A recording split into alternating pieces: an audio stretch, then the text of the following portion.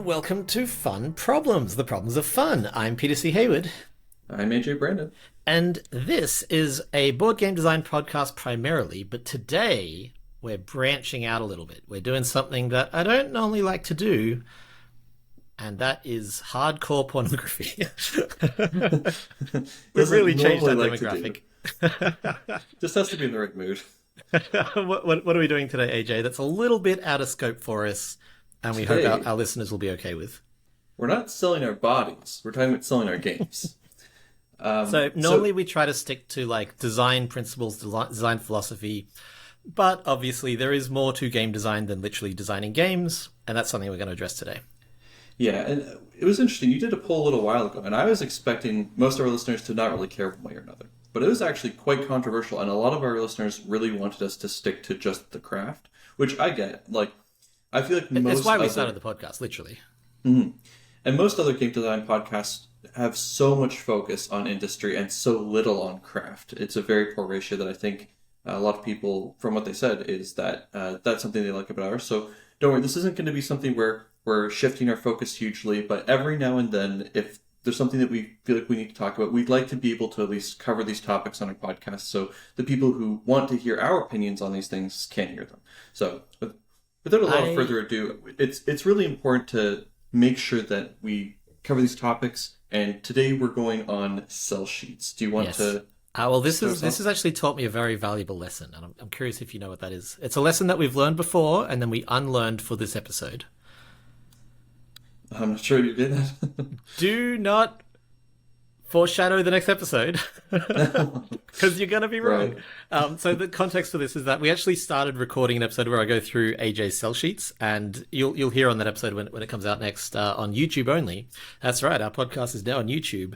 That one of the most frustrating things about, I think, working with me is that I can't answer a simple question. So before I could give feedback on a sell sheet, I needed to answer the question: what is a sell sheet? What is the purpose of a sell sheet? Why do you do a sell sheet? What is life? Is God real? So that's what we're going to be tackling today in the show, between the hardcore pornography and is God real? We've really gone out of scope here.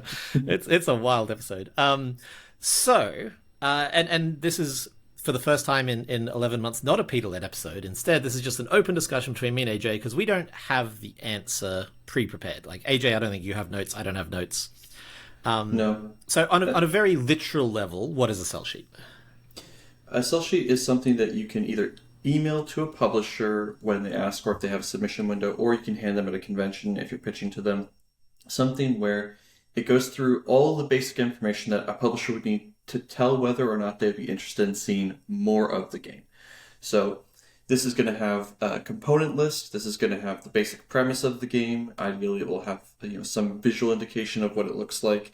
It's going to have the name of the course, contact information. The most important thing, please don't forget that people do forget. It is the most important thing. More important than anything else on the sell sheet. If they don't know how to contact you, it's all for nothing. Little bit of history of the sell sheet. I don't know if you know this. This is obviously based off the idea of like a pitch deck or a sales sheet, which in other industries. So in other industries, if you're at a trade show, let's say I make lighting fixtures, and I want to sell my lighting fixtures to a store that sells lighting fixtures. I might have a sell sheet that has the price, it has the information, it has all this kind of stuff. This is very standard. This has been in industries for decades and decades and decades, more so since the rise of desktop publishing in the 80s. We're really going back here. And then it was brought to board games specifically by Sen and Jay. I don't know if you know that. I didn't know that they brought it. They essentially invented the modern designer sell sheet, which is now such an industry staple.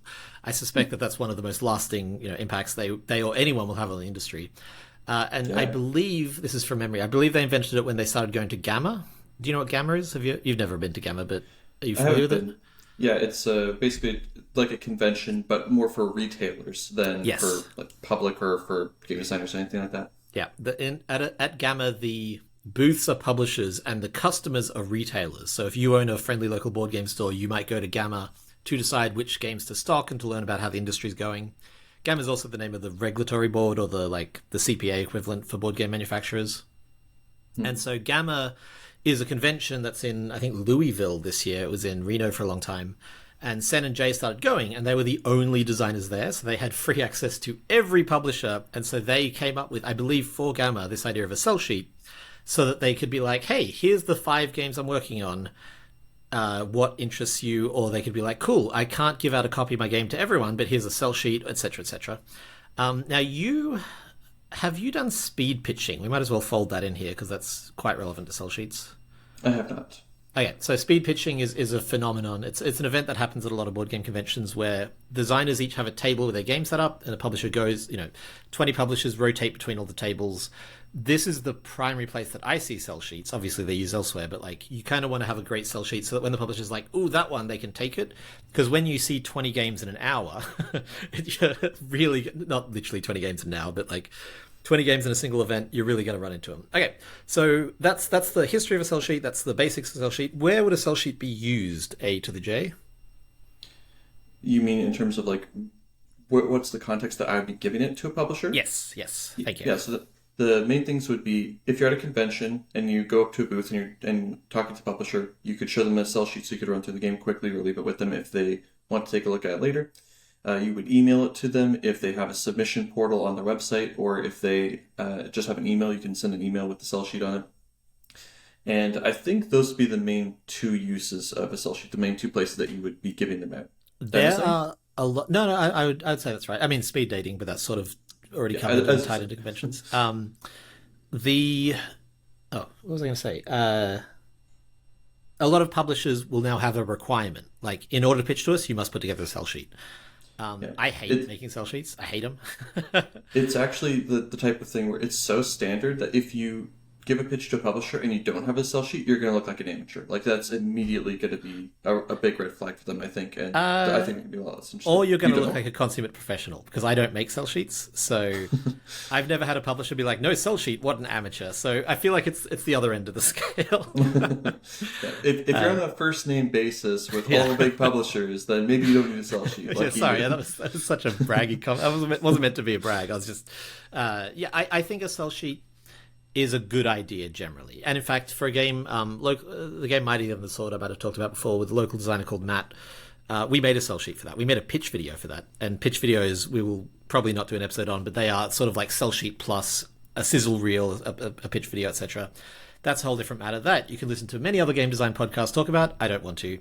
But I do want to talk about sell sheets because we started recording an episode where I critiqued your sell sheets, and I realized I can't do it without breaking down what is a sell sheet. So we've gone through, I think, all of the like basic logistical, like here's what they have, here's what they are, here's what they do.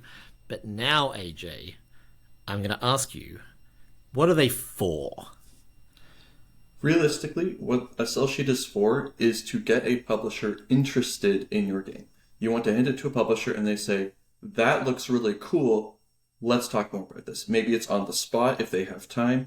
Maybe it's that they'll email you later and you can go back and forth. Maybe they'll ask you to give them a prototype or play test a prototype with them directly, or get you to mail it to them, or they'll get you to play test on TTS. But either way, it's the first step. You hand them a sell sheet. They are now looking for the second step to be able to assess whether or not this game would be a good fit for them.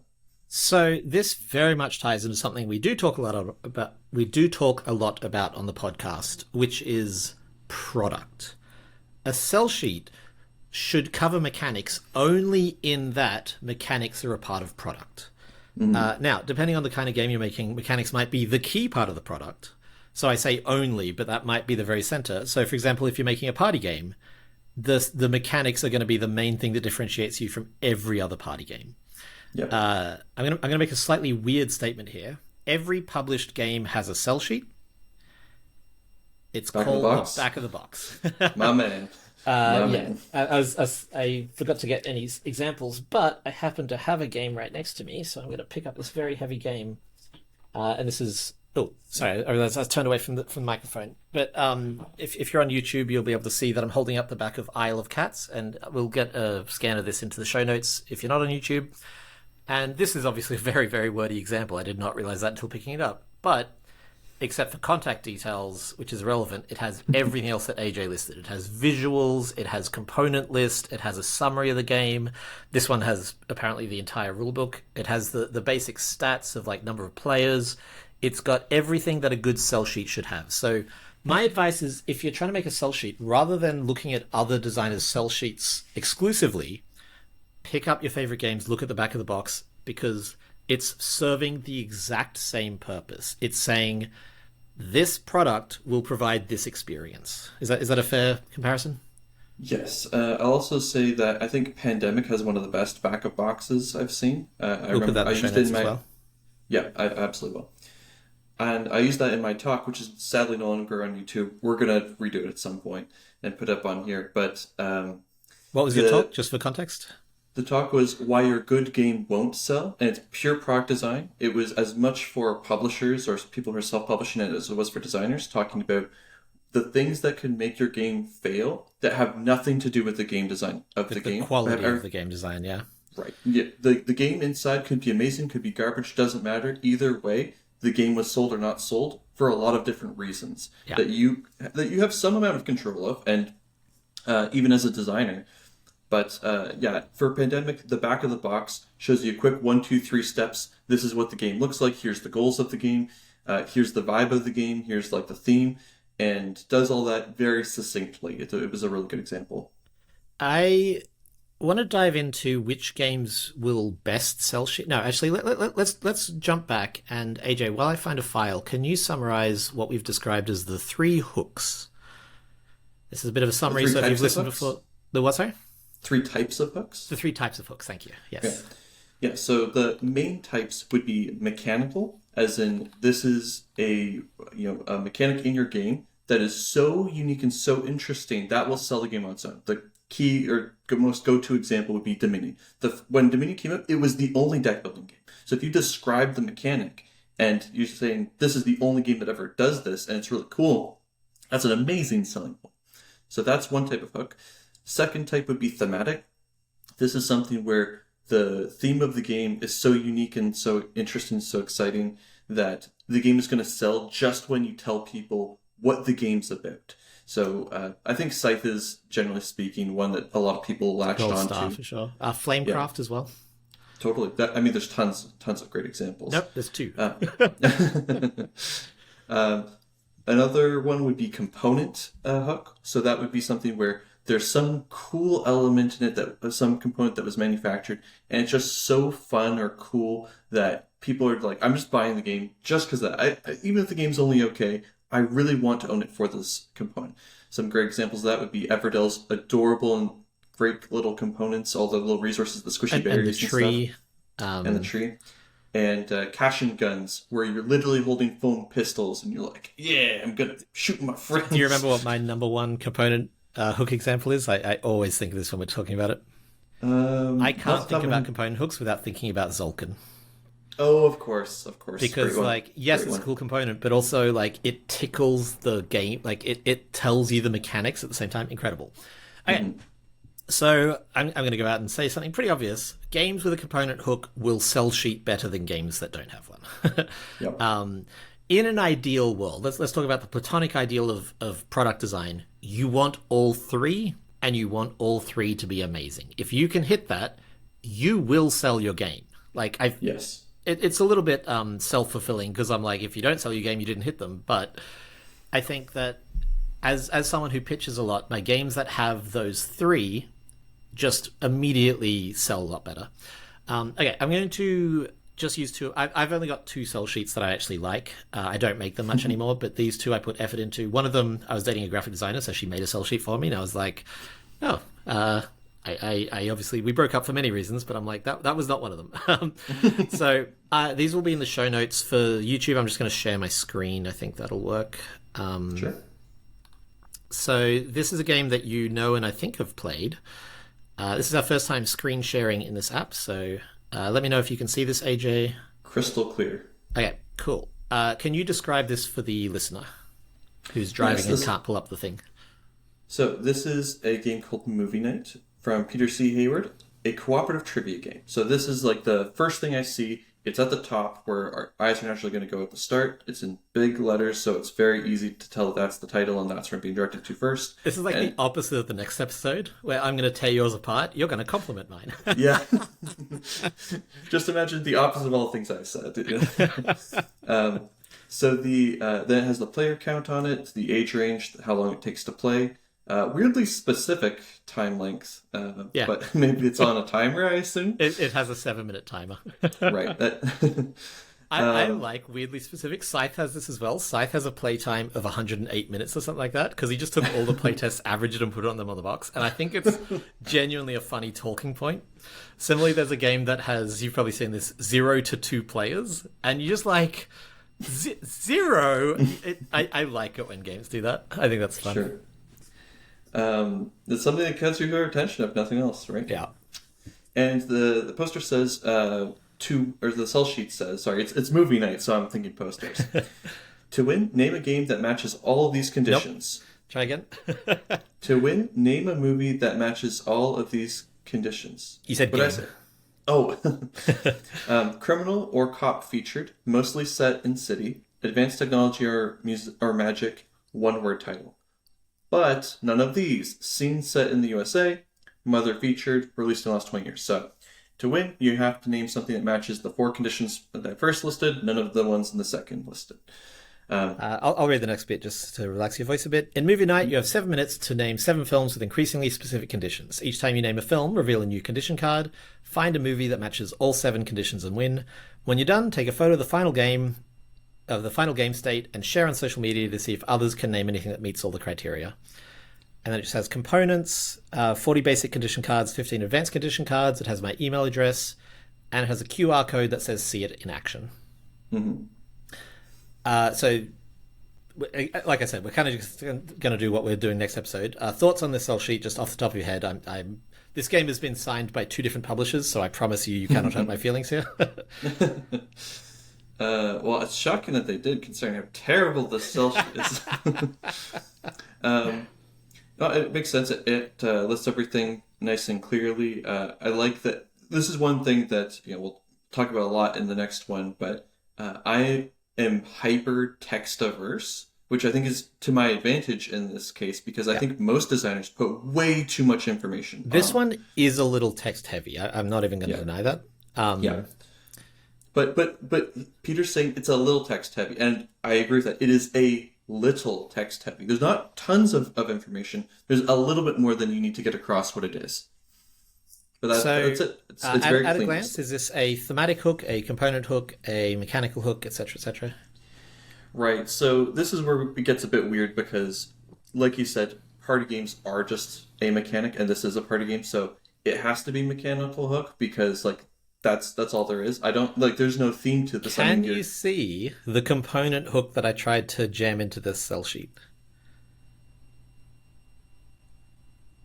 Component hook maybe is not the right word, but I would call it. When you're done, take a photo of the final game state. I see.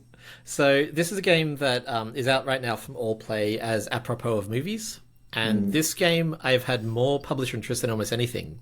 Because literally, at the end of the game, I would take a photo, I'd put it on social media, I would get 100+ comments. You would remember, AJ, this was a few years back, every day I was posting one of these, and every day the comments were just full of people trying to name stuff that matched it, having conversations about exceptions, and I think it's not strictly a component hook, but you see what I mean when I say it's directly adjacent. Right. Well, and this is what I was saying at the start of this, is we named 3 types of hooks. Realistically, there are a lot of other kinds of hooks, which we've talked about on the podcast before. Go listen to our previous episodes. But for the sake of this discussion, we don't need to be pedantic about what kind of hook it is. Yes, you're absolutely right. It is a good hook because it's showing publishers there is a way to market this. And this is a really important thing that we need to touch on here, is sell sheets aren't selling your game to the consumer, they're selling it to the publisher. You're not going to convince anyone to buy this game because you can take a picture and put it on social media, but you are going to convince the publisher to sign it because it has that hook. And there is definitely, it's almost nested. You sell to a publisher by showing them how they can sell to consumers. So I bring this up not just to show off. I think this is great. I mean, it literally, I think she works at Walmart as their top 3 graphic designers. So she is very, very, very good at what she does. So this is just a really pretty sell sheet. The reason I showed this one specifically is because this does something that if you can do this on a sell sheet, you're going to be in a great position. Do you know what that is, AJ? I assume it's what we were talking about. No? you can play the game from this cell sheet.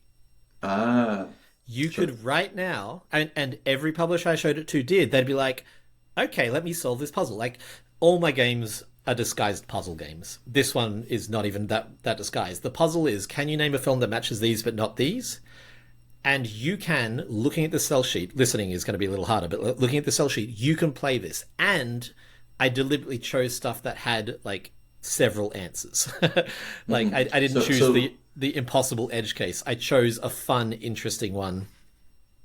Right. So just like playing along here, I'm like, oh, criminal or cop featured, mostly Sun City, advanced technology, or Magic One More Time. I'm thinking, oh, could be RoboCop, but then I'm like, oh, but it can't be, or it can't have a scene set in the U.S. Okay, so it gets you thinking about it, and like you said, you play the game immediately. You are Publishers definitely do literally, that. that's what the game is. You are playing the game. Now, most games you can't do this with. Like the back of the box of Isle of Cats, you're not playing Isle of Cats. The cell sheet for Wingspan, you couldn't play Wingspan from.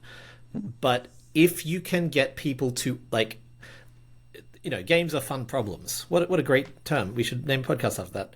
If you can have people solving the fun problem during your cell sheet, like, that's what a pitch is, essentially. It's like, Right. hey, here's a taste of the game. If you can give a taste of that game in the cell sheet, you are on fire, I believe. Not all games apply to this, but if you can get this in your cell sheet, and I really think you'll do better. And even if it's not you're able to play, like you say, give them a taste of it. Yeah. In one of my cell sheets, which we'll talk about next episode, I've got it where I try to set up a scenario where you can see the depth of the game and how you would actually be interacting on a turn. I don't tell you exactly how, all the mechanics of the game, but I show you, like, strategically what sorts of things you are going to be able to expect. Yeah. Okay, I'm going to show you another one, and then we will do some general philosophy, and then we'll be done. This is, I guess, technically a mini-sode. Oh yeah, this is unsigned at the moment, so maybe this isn't the world's best example of a cell sheet, but Oh man, I like this game though. It's not signed yet. It's crazy. you haven't played this, have you? I haven't, but I know enough of it to know that it's pretty cool. Cool. Thank you. I'm very proud of this. Sorry, I just realized that I've given my co-designer's phone number, but I'll just go in and blur that out before it gets uploaded anyway. AJ, can you describe what you're seeing here and whatever catches your eye first, just like you did last time? Yep, so the title, Mightier Than the Sword by Matt, I'm not going to try and pronounce the last name, and Peter C. Hayward. You may have noticed I've been dodging pronounce his last game as well, because I can't remember how it works. That's my wife, everyone, and I got a Booster Juice. How lovely. When's my food delivery? By Booster Juice. Okay, so Watermelon Mighty and the Sword Explosion, by, so good. by No, Peter, don't Matt Peter. derail the sponsorship segment. My Watermelon Explosion Booster Juice is giving me just the boost I need to keep going. Is it literally just a water bottle? No, it's like a smoothie. Oh, okay, gotcha. Okay, Mighty and the Sword by Matt and Peter. What else do you see? Well, so first of all, I don't like that your names are so large and prominent and in the same font as the title. I think that's a little bit distracting. Yep. But my thing, I see player count and time on the side. What's the third thing it's missing? It doesn't have the age range that's suggested on there. Which It doesn't. I don't think is like mandatory, but I do think it gives them an idea of like the complexity of it. I only put an age range when it's like going to be playable by everyone. Like, just looking at this, I think it's fairly obviously like a heavy strategy game, and I wouldn't expect a kid to be able to play it, you know? I don't think I've ever seen a cell sheet without it, so maybe it's just Really? something that I expect to see, but That makes not sense. sure. But anyway, not hugely important. Can you see why we didn't include it? Um, It's because we wanted to put it inside like the pages of a book, and books Of course. have a twofold. of course. I'm not saying that makes it right, but that's what happened. That's such a Peter answer as to why you didn't Yeah. do it. Aesthetics matter, though, people. It really does. So, what am I looking at here? There's most of the cell sheet is the board of the game in progress. So I can see a bunch of books laid out, and you see all Book sorts tiles, of... they're not actual books, just for the listener. Good catch. Lots of book tiles. So they're open. They're the books that are open, and then on the one side I can see the names of them, and it's a bunch of public domain things. And I see a bunch of meeples, so that's suggesting without even having to read anything. It's an area control game, just due to the distribution and everything. And so I say, yeah, the Iliad, Dracula, all sorts of different stuff. Then my eyes are going to move down. Your protagonist whose story was never told. Explore books, recruit beloved characters, and claim unique powers in this midway game of exploration and area control. And it has 3 bullet points here that I think are probably ideally like your hooks or something that you're trying to get across here. Feel the theme. Both powers are based on their stories. Explore and learn. Uncovering books adds new abilities. Modular setup. Use 3 wildly different genres each game. Then it has the component list, which I'm not going to bother reading through, and contact info that you're going to blur. Yeah, I was going to say, read out his phone number, then I can beep you. Okay, so same questions last time. What hooks do you see here? Oh, sorry, what hooks? I thought you said what hooks, and I was like, titular 3. You want me to read them all?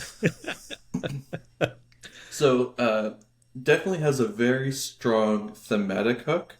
I don't quite understand how I, as a player, am fitting into this. Like, why am I putting soldiers onto books? Doesn't quite make sense to me. But the elements of, like, the books themselves being thematic and, like, feeling like you're going through these different sort of adventures and the broader literary theme is I think, pretty clear. I could easily imagine this without very much effort at all, of this being something like you're like able to magically go from book to book, and like you're living inside these worlds and you're like switching between them. So to me, like, even though I don't think it's like super explicit, it's good that it's not super explicit because you're already giving me some strong vibes here. And the explore and learn, uncovering books adds new abilities. That indicates to me, again, with you're trying to get through a little bit of text. That indicates to me that you're going to be expanding as you play, which tells me the game's going to have a nice arc to it. We probably start with not many locations, and then the players are going to drive the exploration of adding more locations that you're going to be uncovering. And modular setup, different genres. So that's telling me each game you're using different sets of books, and there's going to be a lot of replayability to it. So you're telling me in terms of more like emotional driven language what is going to be happening, but really what I'm picking up on is it has a very strong thematic hook. I would say this does not have a strong mechanical hook, like, no offense, but in terms of like uncovering new books and new abilities and area control, module set, like none of those things are to me like, oh, I have to buy this game. None of those things are like really standing out to me. But I would say it has a great component hook in that the locations being books is very, very cute. So this one is, God, 3 years newer than the previous one. And I think that's reflected in the fact that, and I agree, you're completely right, I didn't hit it, but we were trying to hit all 3 hooks. We very consciously sat down and said, can we hit all 3 hooks? So in earlier prototypes, these books were just cards, like they were just rectangles. And then we said, no, look, this game is going to look so cool on the table. Let's put the effort in. I made it in Illustrator. If you look carefully, it's actually upside down. It should be rotated 180 because right now it's like folded the wrong way for an open book. Obviously, that would be fixed before publication. But we put the effort into making the book-shaped tiles and then laying them out, etc., etc. So component hook, we went really hard on. We didn't say it anywhere. You know, the old adage, show, don't tell. It doesn't say anywhere, this looks really cool. We just made it look really cool, and you can look at it and see that it's really cool. And then, as you mentioned, thematic hook, we went hard on it. This was originally generic area control as a theme, and I said no. I think I've told this story in the podcast before. That's not good enough. So we spent a day just brainstorming ideas until we came up with this that we fell in love with, and multiple publishers have fallen in love with. Like I said, it's not signed yet, but it's currently with like 2 pretty major publishers, and I would be shocked if neither of them makes an offer. And if not, we've got more looking at it in the next few weeks. Mechanical hook, the game has, and I tried to get on the sell sheet, and eventually I gave up. And I think that was the right move because it's a really interesting mechanical hook, which is that it's an area control game where the areas you control give you powers. And that, as a gamer, I'm like, I want to play that. Like, that's super interesting to me. Now, it's not the most mechanical hook ever. You're right. It's still like area control at its core. But I think that's a super interesting twist on the genre. I couldn't get that into this. So we like you said, we lent on the modular setup, etc., etc. And then the other product hook is how incredibly expandable this is. That's something that I focus a lot on my designs. I love expansions. You and I have a game with AG that is a core part of the pitch was this game, every expansion makes it twice as good as the previous expansion, basically. And that's the idea here too. So this is very much made to the model of our game, where it's like you play with any three, but each three provide different combinations. If you get another 5 into the box, wow, that unloads things. So I tried to hit with a cell sheet the thematic and the component hooks. And the other stuff, I was like, you know what? Playing the game is going to get that to you. I'll hint at them here, but that's not my focus. Whereas the previous one was all mechanical and then a little bit of like component or shareability hook. Yep, makes a lot of sense. Yeah, so this is the conversation I want to have, basically. Like, what is a cell sheet? A cell sheet is, can you condense your pitch? I mean, literally your pitch, but like, okay, what is a cell sheet? A cell sheet is a condensed pitch. What is a pitch? A pitch is, my game is a product. My game is a product that people will buy. That's what a pitch is. And so, going down the layers, a lot of especially new designers will be like, my cell sheet needs to explain how the game works.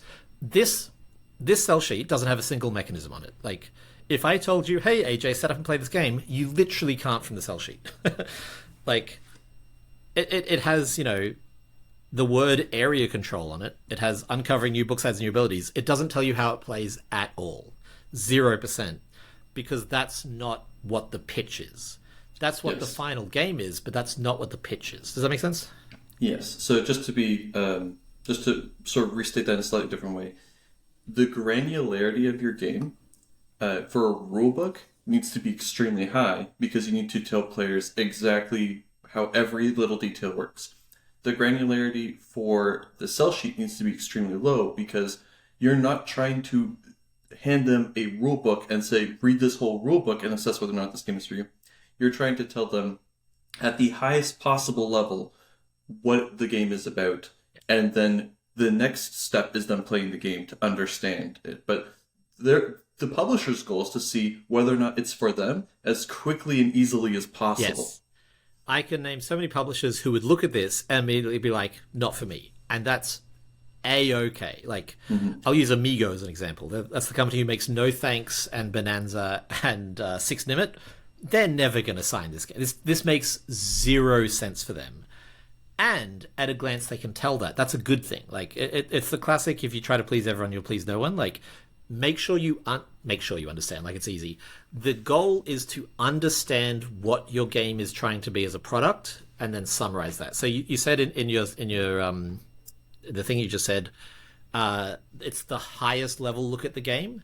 That's true, but there's different angles at which you can look at it, and you've got to work out what makes your game unique, what makes your game stand apart, and what will attract publishers to your game. And that's effing hard. I'm not saying just do that. Like, I've been doing this for too many years, many years, and I'm still learning and getting better at it. But like, it really is a game of like discovery and learning. And like, I'm going to be learning this for the rest of my life, because the market changes and publisher taste changes and consumer taste changes, and like your taste changes.